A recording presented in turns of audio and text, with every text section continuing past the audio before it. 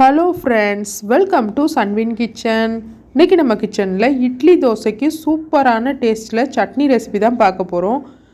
நம்ம எப்போதுமே தேங்காய் சட்னி, தக்காளி சட்னி, சாம்பாரில் தான் இட்லி தோசை சாப்பிட்ருப்போம். ஒரு முறை இந்த சட்னி வச்சு சாப்பிட்டு பாருங்கள், டேஸ்ட்டு ரொம்ப சூப்பராக இருக்கும். எக்ஸ்ட்ரா இட்லி கேட்டு வாங்கி சாப்பிடுவாங்க, அந்தளவுக்கு டேஸ்ட்டு நல்லாயிருக்கும். வாங்க எப்படி செய்யலான்றதை பார்க்கலாம். ஒரு கடாயை சூடு பண்ணிக்கோங்க. அதில் 1 டீஸ்பூன் அளவுக்கு எண்ணெய் சேர்த்துட்டு, எண்ணெய் சூடானதுக்கப்புறம் காரத்துக்கு தகுந்த அளவுக்கு பச்சை மிளகா சேர்த்துக்கோங்க. 2 பல் பூண்டு சேர்த்துக்கோங்க. சின்ன பல்லாக இருந்துச்சுன்னா ஒரு 4 பல் பூண்டு சேர்த்துக்கோங்க.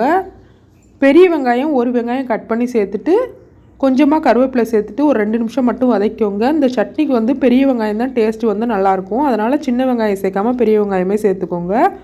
2 நிமிஷம் வதங்கின உடனே இதில் வந்து 5 டீஸ்பூன் அளவுக்கு வேர்க்கடலையும் 5 டீஸ்பூன் அளவுக்கு பொட்டுக்கடலையும் சேர்த்துக்கோங்க. ரெண்டுமே சம அளவு எடுத்து சேர்த்துக்கோங்க. பச்சை வேர்க்கடலை தான் சேர்த்துருக்கேன். ஒரு 2 நிமிஷம் மட்டும் நல்லா வதங்கட்டும். 2 நிமிஷம் வதங்கின உடனே இதில் கொஞ்சமாக கொத்தமல்லி இலைகள் சேர்த்துக்கோங்க. கொத்தமல்லி இலைகள் சேர்த்ததுக்கப்புறம் நல்லா ஒரு முறை இந்த மாதிரி மிக்ஸ் பண்ணிவிட்டு அடுப்பை வந்து ஆஃப் பண்ணிடுங்க. அந்த சூடில் அப்படியே இருக்கட்டும்.